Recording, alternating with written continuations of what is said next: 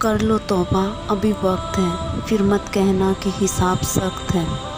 अस्सलाम वालेकुम। तो बाज औक़ात जो हम कहते हैं कि पता नहीं बेचैनियाँ क्या हैं, बेचैनियाँ गुनाहों की हैं। गुनाह तबीयत में बेचैनियाँ पैदा कर देते हैं, सुकून नहीं आने देता, इत्मीनान की दौलत छिन जाती है जब कोई शख्स गुनाह करता है। और ये लाजमी नहीं है कि वो किसी का हक़ रसब करे, उसने किसी की इज्जत ही पामाल की हो, उसने किसी की आबरू पर ही हमला किया हो। अगर नमाज छोड़ी है तो ये भी बेचैनियाँ कम नहीं है, ये रब की नाफरमानी है।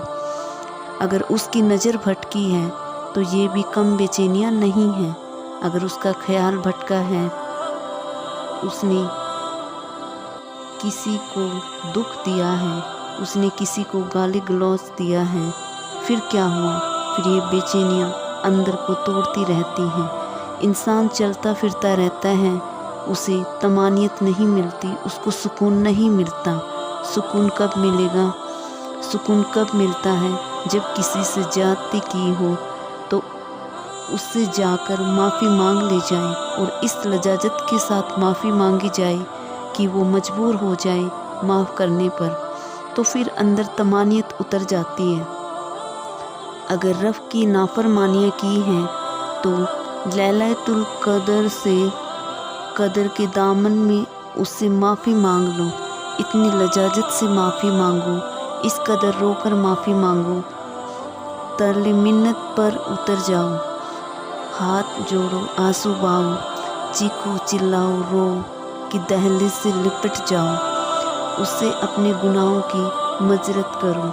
जब मालिक ने माफ़ कर दिया, अंदर की सारी बेचैनियाँ मिट जाएंगी, दिल को करार मिल जाएगा, दिल को तस्कीन नसीब होगी, तस्कीन उसकी दहलीज ले नसीब होगी। ये अंदर से फूटती हैं, बाहर से नहीं आती। तस्कीन की काफ़िले अंदर ही उतरते हैं, अंदर से इसके स्रोत फूटते हैं। हम बाहर से ढूंढते रहते हैं, बाहर से तस्कीन नहीं मिलती, ये अंदर से ही आएगी।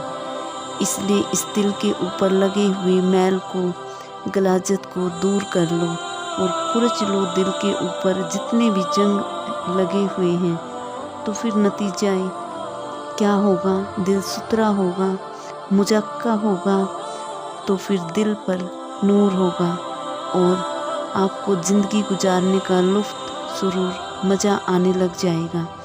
तो अल्लाह ताला साने हो इस कहानी को बयां करते हुए एक और मजमून को बयां किया है, और ये बिल्कुल दरमियान में जुमला तर्ज़ा के तौर पे जो है वो नज़र आ रहा है कि वो बात तो चल रही है, तो अचानक अल्लाह अपने महबूब से मुक्तमा फरमाता है कि क्या इरशाद कहता है।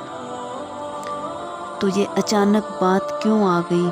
असल बात ये थी कि जब वही नाजिल होती तो आका करीम अलैहिस्सलाम हमामा तर आगोश होके उस वही को सुनते, फिर उसको महफूज करने की फ़िक्र होती कि जिसको मैंने सुना है वो अच्छी तरह से मुझे याद हो जाए।